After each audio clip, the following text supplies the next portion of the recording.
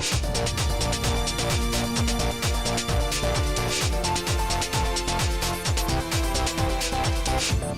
and welcome to our all-new Just Salvos webcast at the all-new time. It's great to have you back. Last week we looked at the Just Lose program and how our excess affects our own selves and the way we live. Today we're looking at how our excess actually affects other people in our world. Ruth, how is it so? Well, it's really a supply and a demand equation, and the fact that we demand cheaper services and cheaper goods and cheaper products really indicates that then other people have to supply these at a cheaper rate and in greater quantities. Yeah. And so where does trafficking come in? Why aren't these people just doing it voluntarily? When you're dealing with the mass produce that we're talking about to sustain the kind of economic equation I guess we're talking about, people are coerced into this, and the working conditions are really not like what we've come to expect in a country like Australia. You say Australia, how can us just in little old Australia, quite a backwater, how does what we do have anything to do with trafficking? It's all linked together. We're in a global economy. We're no longer an island, and no country is contained within itself. And so all of our goods and our services, the things that we consume on a daily basis, they've all been sourced in some way from overseas, and we're complicit within that. What kind of products are we talking about? Are we just talking clothes, coffee, tea, or is it more than that? It is more than that, but definitely the three major things that are part of this trafficking, I guess, are coffee, chocolate, well, cocoa, and also pornography and sex. A lot of the pornography that people consume has actually been produced in coercive conditions. मलाई चाहिँ पुनामा लगेर बेच्दिनु भएको म त्यतिखेर चाहिँ 9-10 वर्षको थिएँ पहिला सुरुमा गएको एक हप्तापछि चाहिँ 4-5 जना एकैचोटी पठाएको करेन्टहरू लगाइदिन्थ्यो एकदम टोर्चर गर्थ्यो गर्नै पर्छ भनेर भन्थ्यो एक दिनमा कमसेकम 25, 30, 35 सम्म पुर्याउन पर्ने बाच्चे छ त्यस्तो नर्कबाट फस्न भन्दा बरु स्वर्गमा आएछु कस्तो रमाइलो लाग्यो. Ruth, there's a pretty moving clip on sex trafficking. Is that the biggest issue? Not necessarily. Sex trafficking certainly demands a lot of the attention that's been placed on human trafficking. However, we're talking about exploitative labour in any kind of conditions. So people are trafficked not only transnationally but also within a nation itself.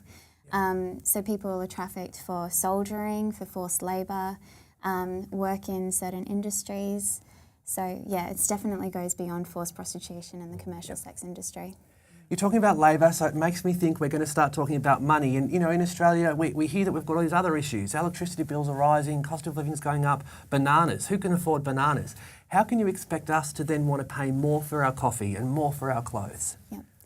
It's really making those demands clear to the producers. Yeah. Last year, World Vision actually did quite a campaign to get Cadbury to finally go fair trade with just their dairy milk, and they were able to put that label of fair trade on their dairy milk chocolate. However, on all of their other chocolate brands, that mark is still not available.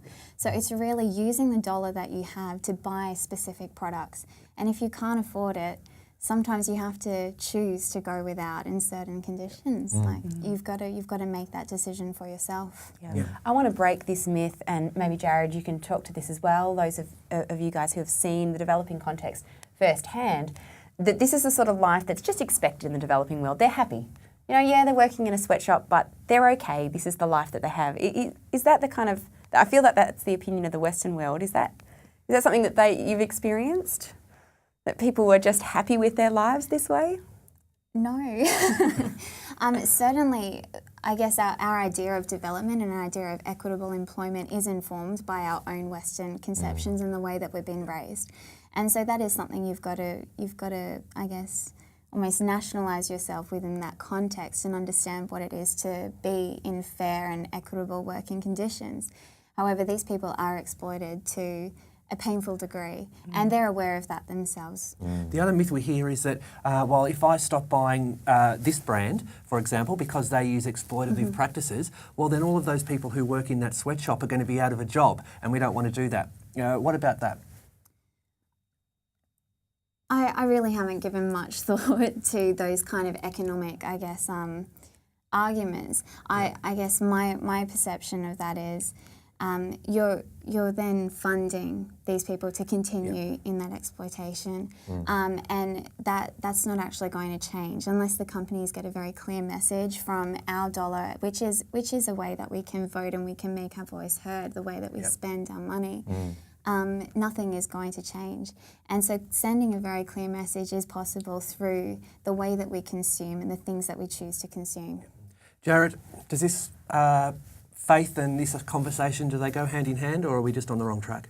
I think in terms of what Ruth was saying, in terms of realising that we're part of a global economy, and in terms of us as Christians realising that this isn't just about economics and global economics, but we're connected in ways. What Martin Luther King put it in terms of we're bound together in a single garment of destiny, that whatever affects one indirectly affects all directly.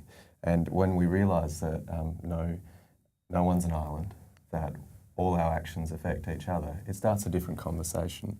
I think for us as the church, constantly when we're told with these kind of issues that 27 million people, what kind of difference can you make if there's 27 million people who are being trafficked, that we're the anti-fall movement. That's what the church is. We're God's anti-fall movement. This fallen world, we're actually a sign of something different. And so the importance of being schooled in the biblical witness in such a way that our lives start to look like God's compassion when it comes to these issues is just incredible. And it can only be done in communities with others. One of my heroes, Dave Andrews, talks about one person can make a point, two people can have a dialogue, but three people create a space.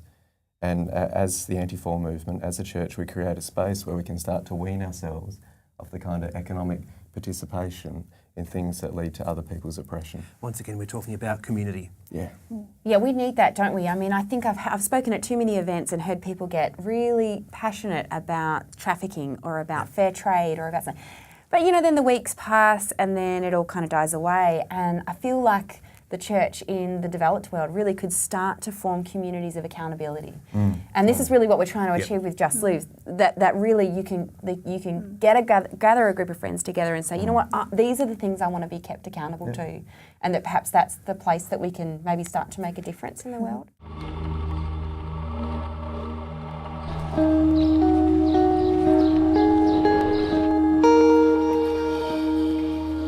She went to India. No, you don't know who took her. I don't know. Now she's traumatized. She's pregnant also, and she was taken to India, so she cannot say anything. We've seen children who have come back with, broken legs, with HIV positive when they are 14, 13, which is very sad. They're still child, you see.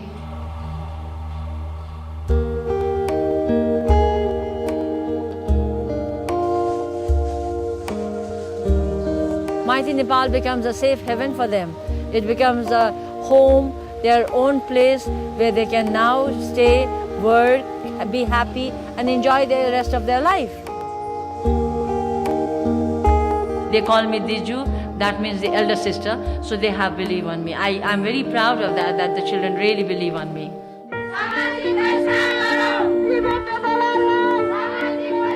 We are doing awareness programs in the villages. We go from door to door campaigning. यस्तो मान्छेलाई त मान्छेले ओहो यो त lipstick लाउँदछ यो त उत्तौली रहेछ यसलाई त लानु पर्यो बेच्नु भनेर लगेर बेचिदिन्छ. When the trafficker comes, he never says, I'm going to take your child and make her a prostitute. He comes and says, there is a big job in the city.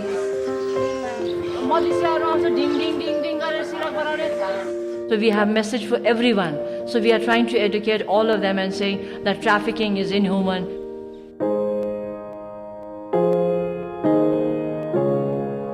Just imagine what would happen if your daughter was standing there, and if your daughter was there, what would you do?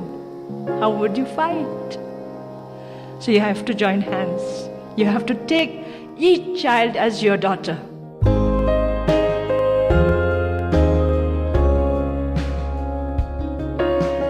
उहाँलाई त हामी पुरै जिन्दगी पनि सम्पर्क गरे पनि कहिले पनि के अरे कमी हुँदैन उहाँले धेरै धेरै गर्नुभएको छ मेरो आमाले त मलाई जन्म मात्रै दिएको दिजोले चाहिँ हामीले यत्रो गरिदिएको छ I want a society free of human trafficking.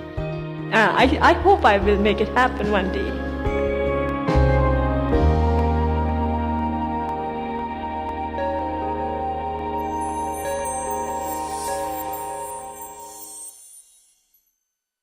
Something interesting from India there?